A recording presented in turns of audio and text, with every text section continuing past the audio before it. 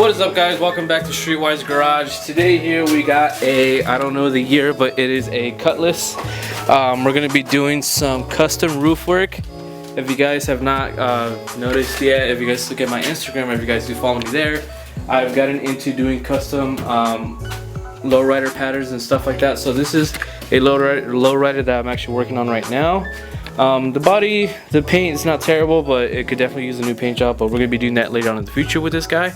But today we're just gonna be doing the roof. This guy prepped everything, so I'm gonna just go over and make sure everything's nice and straight. We're gonna start with the primer sealer, which is a thick layer of primer to start all new. We're gonna go back, color sand the primer itself before we start laying the actual color. We're gonna be doing it's sort of like the same color as the car, which is black with like a red cherry flake. So we're gonna start off with doing a black primer over it. Wet sand that. They're gonna add 2 to 3 coats of black base coat. After that, we're gonna get this inner coat. We're gonna mix it in with a lot of the red flake. We're gonna add flake all over the whole thing.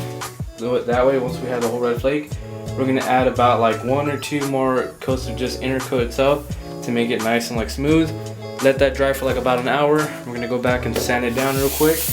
Then we're gonna go back and start doing the patterns, the one that we want, whatever we're gonna do with it. Then when we're done with the patterns, we're gonna go back and just re-clear everything. We're gonna be doing 2 little squares right here, one straight through the middle, one over there, and they're gonna be the floor designs on the insides. Everything else is gonna stay black, and it's gonna be cool. So this is what we're gonna be doing today. It is actually 9, so I'm gonna be here almost all night doing this. So let's see how fast we can get this going, and let's see how good this comes out. Always make sure your guns are clean. Make sure you clean out the nozzle every time, inside of the guns and everything, because there's overspray and like all the residue that stays in there, so you just got to make sure everything's clean. So with primer, I'm spraying with a 2.5 tip. It is I think it's an Iwata, if I remember. It's a KH410. It's a good primer gun. Just always make sure everything's clean, or else you're not going to be spraying it correctly. My air ratio is at a little over 20, so let's say it's about like 22 to 25 psi. It's the best way to do it, because you don't want too much air, because you're going to dry it up, it's not going to work correctly.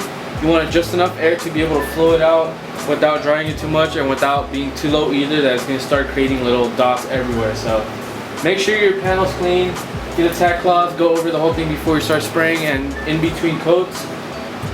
Once they dry out for over like 25 to 30 minutes, go over, tack rag it, and then get another coat. We're going to go with the black sealer, because this is really thick and it's going to cover all of this up. And we're just going to go back and sand everything down and make sure everything's nice and clean. But yeah, this is a 2.5 tip. This is also good for flakes. We're going to be using this for the flake as well, so let's see how this goes.